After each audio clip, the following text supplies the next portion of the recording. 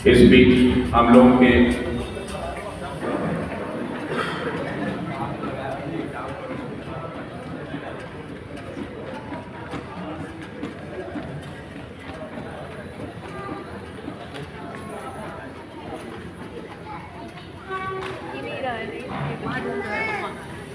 इसी बीच हम लोग के बीच में श्रीमान आनंद शेखर जी हैं। मैं हार्दिक स्वागत अभिनंदन करता हूं।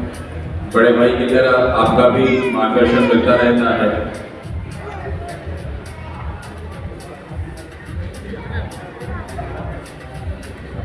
आज हम सभी इस अधिवक्ता मिलन के सदस्यगण अपने परिवार के साथ कुटुंब मिलन समारोह में उपस्थित हैं। हम सभी का सौभाग्य है आज हमारे आराध्य महाबली हनुमान जी का जन्मोत्सव भी है और जिनकी कृपा हमारे कुटुंब मिलन के परिवार पर हमेशा बनी रही ऐसी कामना है। ऐसा महाबली श्री हनुमान जी से ऐसी प्रार्थना है कि हमेशा हम पे कृपा बनी रहे, हम सभी पे कृपा बनी रही। आज हम सब भारतीय नववर्ष को अपने कुटुंब के साथ एक उत्सव के रूप में मनाने के लिए इस सभागार में उपस्थित हैं। यह हम सबके लिए आनंद और गौरव के साथ अविस्मरणीय रहने वाला है। भारतीय नववर्ष कैसे, कब, क्यों मनाया जाता है यह जानना हम सबके लिए आवश्यक है, बहुत आवश्यक है। इस विषय पे हमारे मिलन के ही युवा साथी पीयूष जी हैं, उन्होंने एक 4 मिनट का एक वीडियो बनाया है। भारतीय नववर्ष के संक्षिप्त वीडियो है, जिन्होंने बड़ी मेहनत से बहुत लगन से बनाया है। तो मैं चाहूँगा कि प्रेम जी जो कंप्यूटर सिस्टम में हैं वो वीडियो प्ले करने के लिए कृपया।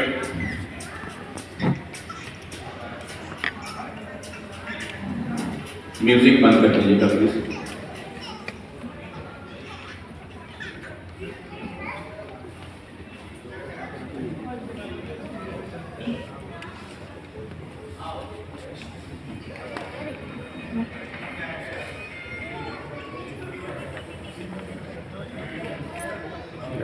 बढ़िया आवाज नहीं।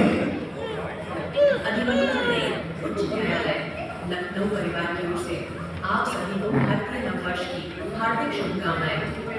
आइए जानते हैं कि चैत्र शुक्ल प्रतिपदा को ही हम भारतीय नववर्ष क्यों मनाते हैं।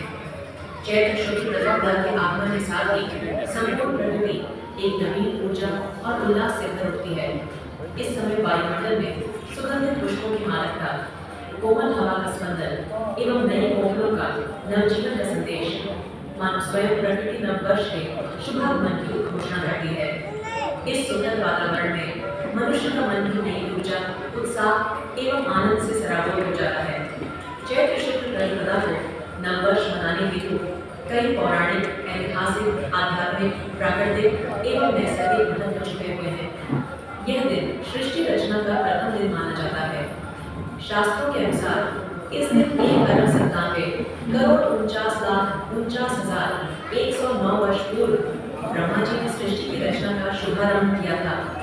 उज्जैन के सम्राट विक्रमादित्य ने संपूर्ण भारत को शत्रुओं के अत्याचार वाले शासन से मुक्त कर सारे आरण स्वयं चुकाकर 57 ईस्वी पूर्व चैत्र शुक्ल प्रतिपदा से ही विक्रम संवत का प्रारंभ कर अपना राज्य स्थापित किया था।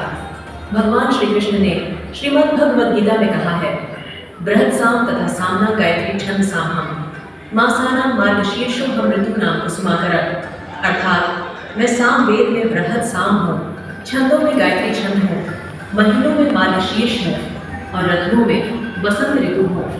बसंत ऋतु का प्रारंभ चैत्र शुक्ल प्रतिपदा से ही होता है, जो उल्लास, उमंग एवं प्रसन्नता का संचार करता है। इस समय मौसम उल्लास, उमंग, खुशी और चारों ओर पुष्पों की सुगंध से भरा होता है।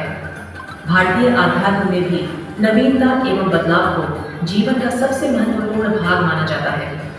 शरद ऋतु के पतझड़ के बाद वृक्षों पर नई कोपलें मानव जीवन की नवीनता का संदेश देती है। शक्ति और भक्ति के 9 दिन अर्थात नवरात्र स्थापना का पहला दिन चैत्र शुक्ल प्रतिपदा है।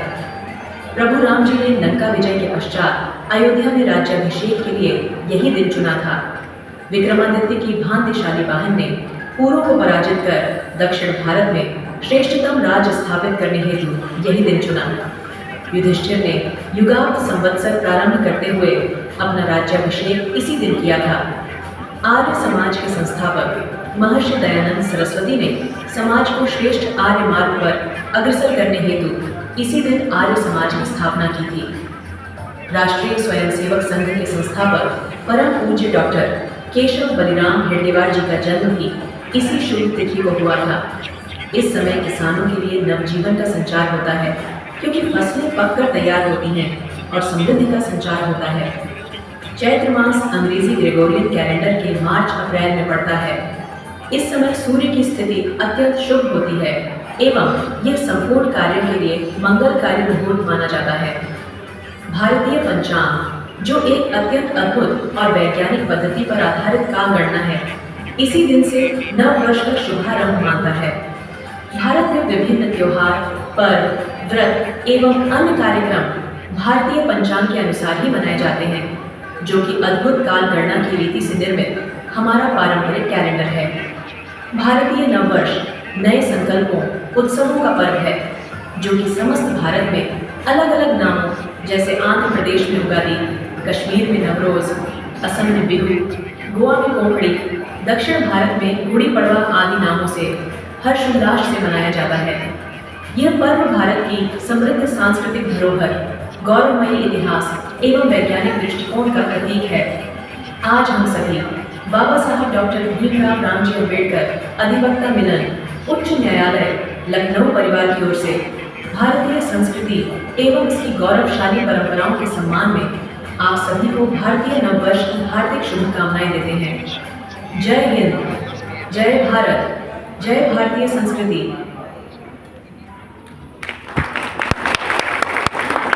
बहुत खुशी और गर्व होता है जब युवा और इस कार्य में लगे होते हैं। पीयूष जी हम लोग के बीच में हैं, हमारे मिलन के सदस्य हैं। इनके लिए धन्यवाद देता हूँ पीयूष जी को।